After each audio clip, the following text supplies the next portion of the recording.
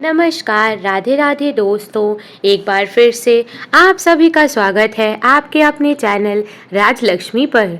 तो आज की इस वीडियो में हम जानेंगे कि भगवान शिव कहते हैं किस पाप के कारण दुख देने वाली संतान प्राप्त होती है। एक बार देवर्षि नारद नारायण नारायण का जाप करते हुए कैलाश में आते हैं और भगवान शिव को प्रणाम करते हुए कहते हैं, हे देवों के देव महादेव, आपको मेरा सादर प्रणाम।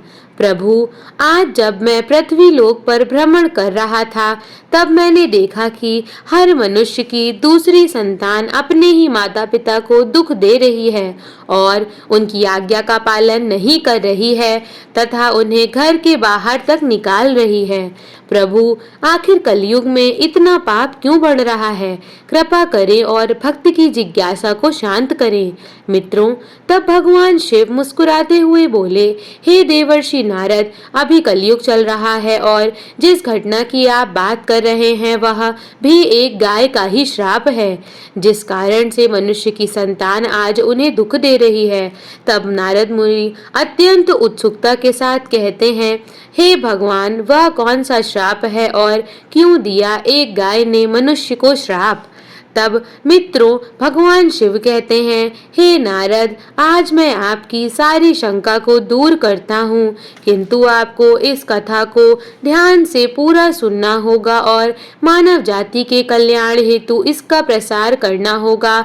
जो भी स्त्री तथा पुरुष इस कथा का श्रावण करेंगे उनके सारे पाप नष्ट हो जाएंगे और उसे मुक्ति मिल जाएगी और उन पर मेरी कृपा सदैव बनी रहेगी।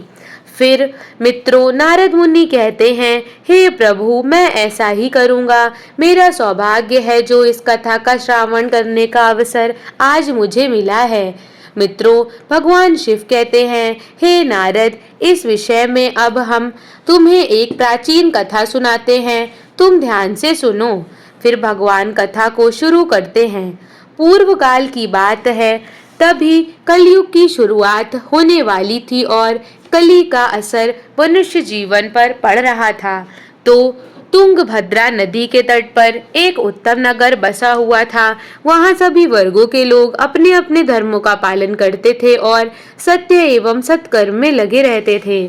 उस नगर में मनोहर नाम का एक ब्राह्मण रहता था, जो कि समस्त वेदों का विशेषज्ञ और सभी प्रकार के धार्मिक कार्यों में आगे रहता था। वह ब्राह्मण दूसरे सूर्य की तरह अत्यंत तेजस्वी, ज्ञान पढ़ता था। मनोहर धनवान ब्राह्मण होने के बावजूद भी भिक्षा मांगते हुए जीवन निर्वाह करता था। उसकी पत्नी का नाम यशोदा था। वह अत्यंत सुंदरी थी, मानो कि स्वर्ग की अप्सरा हो, तथा उसका जन्म भी अच्छे कुल में हुआ था। फिर भी वह स्वभाव से बड़ी हठीली और क्रूर थी। उसे अपने सौंदर्य और धन का बड़ा घमंड था। वह हमेशा ही दूसरे लोगों की निंदा किया करती थी, परंतु घर का कामकाज करने में बहुत ही बहादुर थी। वह बहुत कंजूस भी थी। फिर भगवान शिव कहते हैं, हे नारद, उसे झगड़ा फसाद करना, चुगली करना, यह सब तो उसके व्यसन थे, अपितु वे दोनों पति पत्नी बड़े प्रेम से रहते थे, फिर भी उन्हें कोई संतान नहीं थी। इसी कारण से धन जायदाद तथा घर आदि कोई भी वस्तु उन्हें सुखद नहीं जान पड़ती थी। कुछ समय के पश्चात उन्होंने संतान प्राप्ति के लिए एक धर्म यज्ञ किया। वे गरीबों को सदा गौ, भूमि, स्वर्ण और वस्त्र आदि दान करने लगे।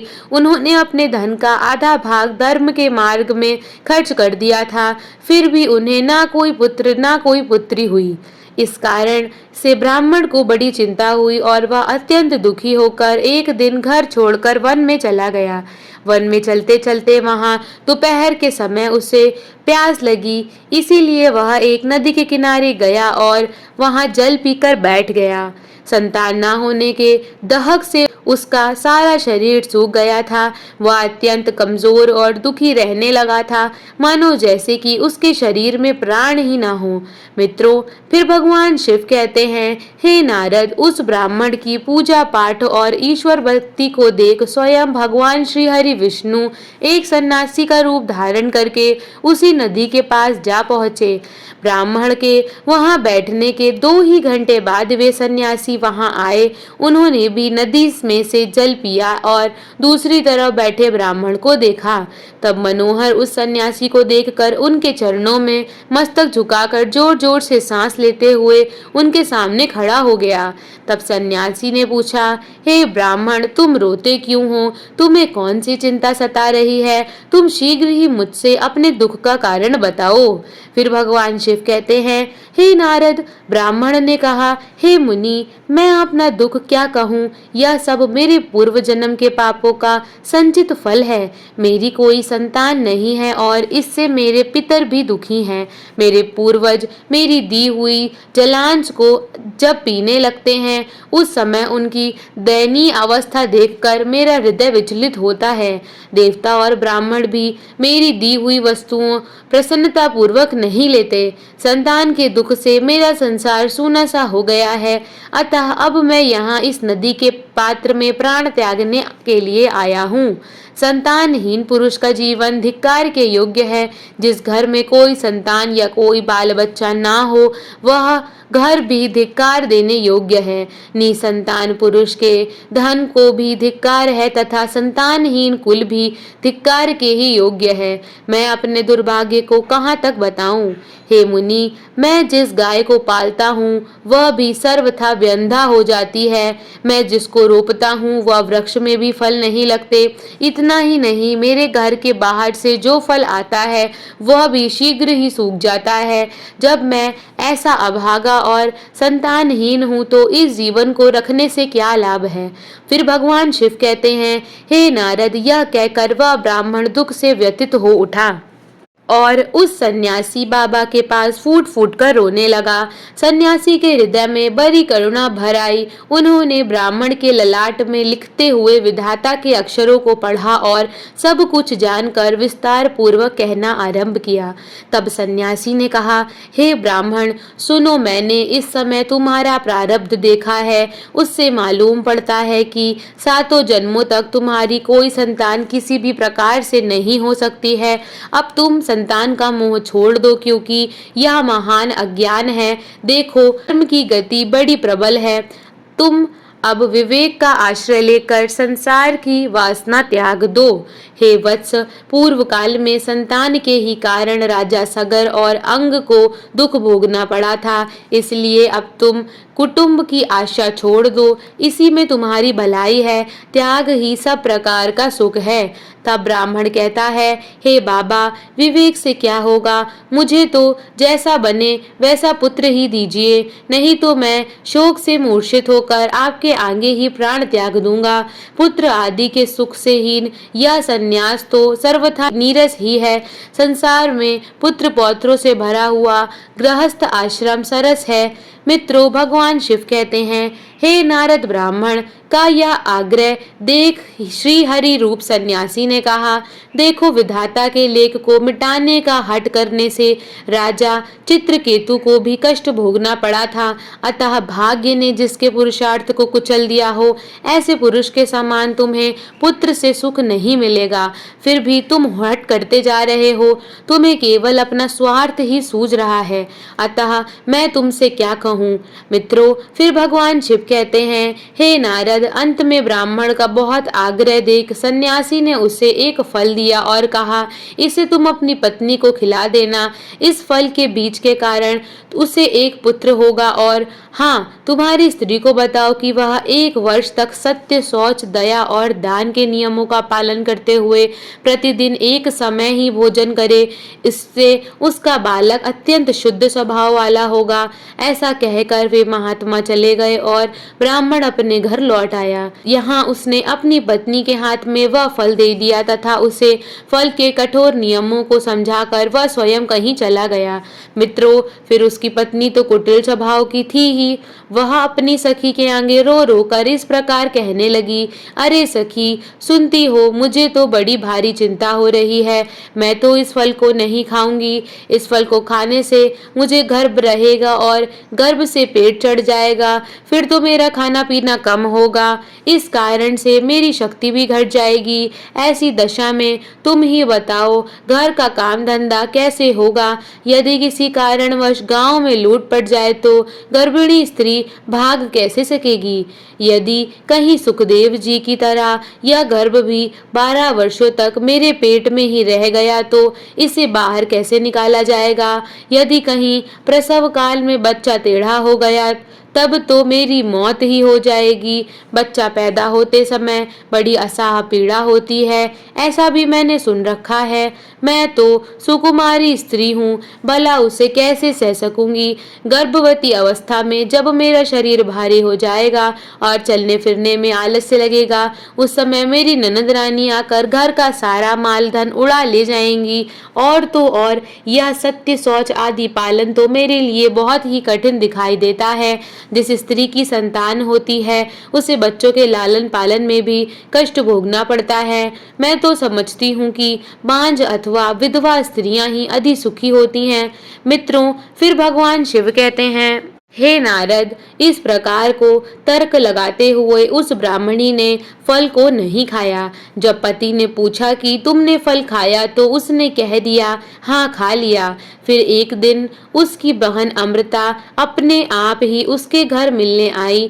तब यशोदा ने उसके आगे अपना सारा वृतांत सुनाकर कहा, बहन, मुझे इस बात की बड़ी चिंता है कि संतान ना होने पर मैं पति को क्या उत्तर दूंगी। इस दुख के कारण मैं दिन पर दिन दुबली हुई जा रही हूँ, बताओ मैं क्या करूँ?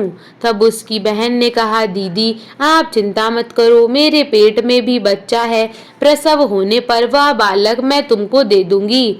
तब तक तुम गर्भवती स्त्री की भांति घर में छिपकर मौज से रहो। तुम मेरे पति को धन दे देना, इससे वे अपना बालक तुम्हें दे देंगे, तथा लोगों में इस बात का प्रचार कर देना कि मेरा बच्चा 6 महीने का होकर गर्भपात होने से मर गया। मैं प्रतिदिन तुम्हारे घर में आकर बच्चे का पालन पोषण करती रहूंगी। तुम इस समय फल की परीक्षा लेने के लिए तुम्हारी नंदी गाय को खिला दो।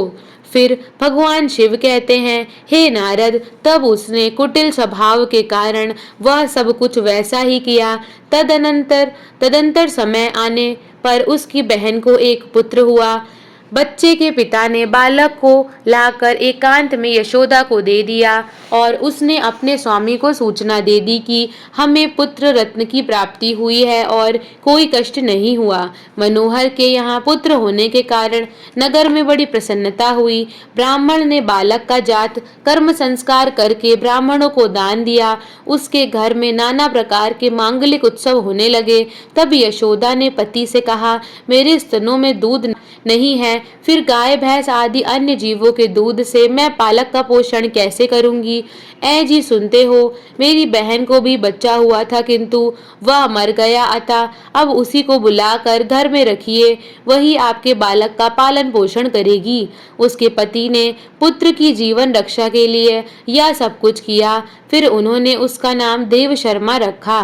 मित्रों, 3 माह बीतने के बाद श्री हरि के फल के आशीर्वाद से ब्राह्मण की गाय नंदा को ने भी एक मनुष्य के बालक को जन्म दिया, जो सर्वांग सुंदर, दिव्य, निर्मल तथा स्वर्ण के जैसा क्रांति वाला था। उसे देखकर आत्मदेव को बड़ी प्रसन्नता हुई और उसने स्वयं ही बालक के सब संस्कार किए।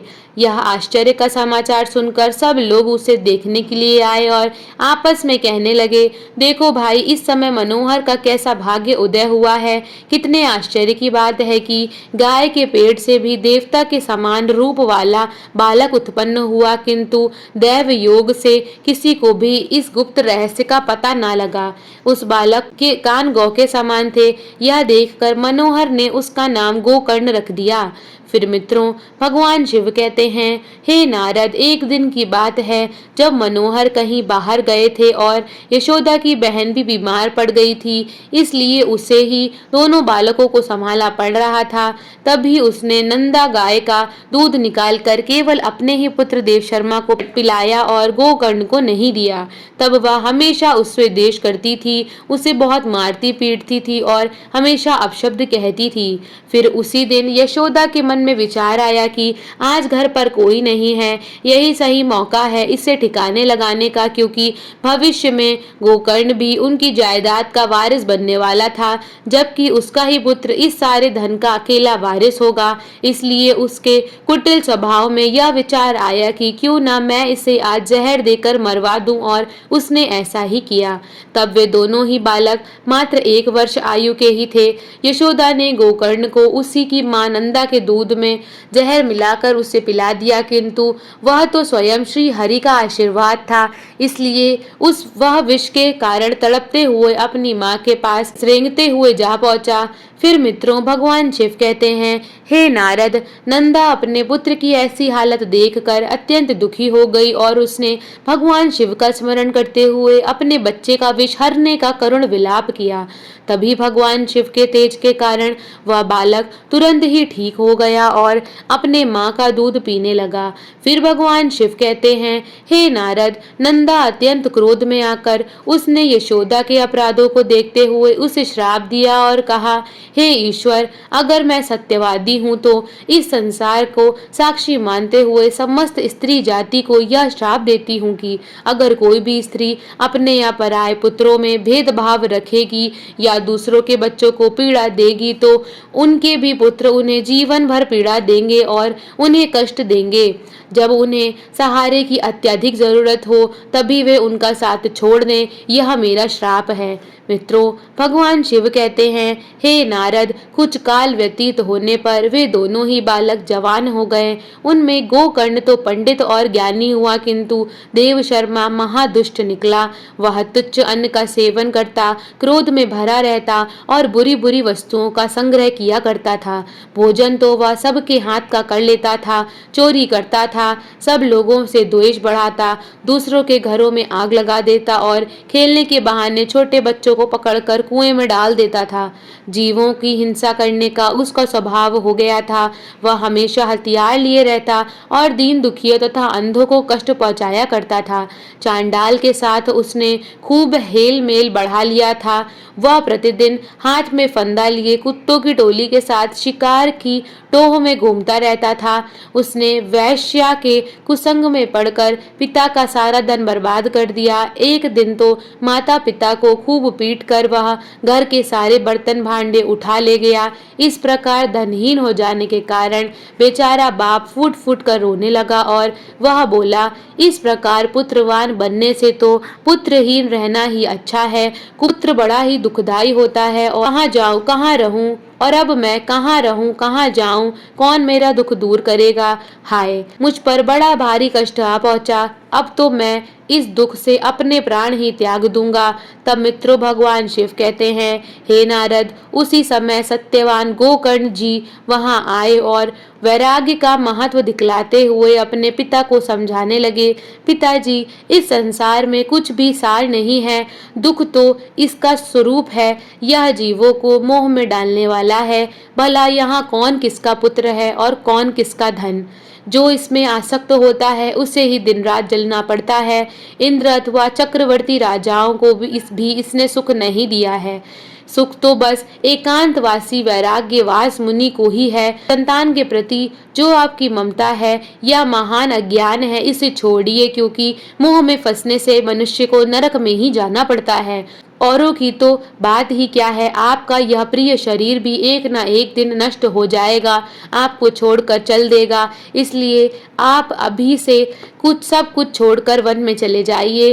फिर मित्रों, भगवान शिव कहते हैं, हे नारद, गोकर्ण की बात सुनकर उसने पिता मनोहर वन में जाने के लिए मान गए और बोले, हे पुत्र, मुझे वन में रहकर क्या करना चाहिए, यह विस्तार पूर्वक बताओ। मैं दुखी आत्मा हूँ। अब तक कर्मवश स्नेह के बंधन में बंधकर मैं अपांग की भांति इस ग्रह रूपी अंधेरे कुएं में ही पड़ा हुआ हूँ। हे पुत्र, तुम निश्चय ही मेरा उद्धार करोगे। तब गोकर्ण ने कहा, पिताजी, हड्डी मांस और रक्त के पिंड रूप इस शरीर में अपनेपन का अभिमान छोड़ दीजिए और पुत्र स्त्री आदि में भी यह मेरा है भाव को सदा के लिए त्याग दीजिए। इस संसार को निरंतर क्षणभंगुर देखिए और एकमात्र वैराग्य रस के रसिक होकर भगवान के भजन में लग जाइए। सदा ही भगवत भजन रूप दिव्य धर्म का ही आश्रय लीजिए। काम के भाव से किए जाने वाले लौकिक धर्मों को छोड़िए। साधु पुरुषों की सेवा कीजिए, भोगों की इच्छाओं को त्याग दीजिए तथा दूसरों के गुण दोषों का विचार करना छोड़कर निरंतर भगवत सेवा एवं भगवत कथा के रस का पान कीजिए। फिर मित्रों, भगवान शिव कहते हैं, हे नारद, इस प्रकार पुत्र के कहने से मनोहर 60 वर्ष की अवस्था बीत जाने पर घर छोड़कर स्थिर चित्त से वन को चले गए और वहां प्रतिदिन भगवान श्री हरि की परिचर्या करते हुए नियम पूर्वक दशम स्कंध का पाठ करने से उन्होंने कृष्णचंद्र को प्राप्त कर लिया। मित्रों, भगवान शिव कहते हैं, हे देवर्षि नारद, अब मैंने आपके सारे प्रश्नों के उत्तर दे दिए हैं।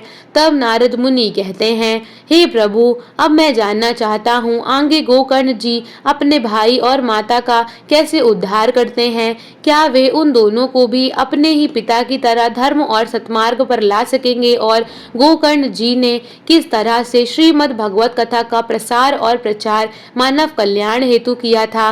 कृपा करें और आप मुझसे कहिए। तब भगवान शिव कहते हैं, हे मुनि, इस विषय में मैं आपको आगे की कहानी अगले भाग में सुनाता हूँ। दोस्तों, आज की वीडियो आपको कैसी लगी हमें कमेंट करके जरूर बताएं। अगर हमारी वीडियो अच्छी लगी हो तो कमेंट बॉक्स में जय माँ लक्ष्मी लिखना ना भूलें। माता लक्ष्मी की कृपा आप सभी पर बनी रहे। वीडियो को अंत तक देखने के लिए आप सभी का बहुत बहुत धन्यवाद।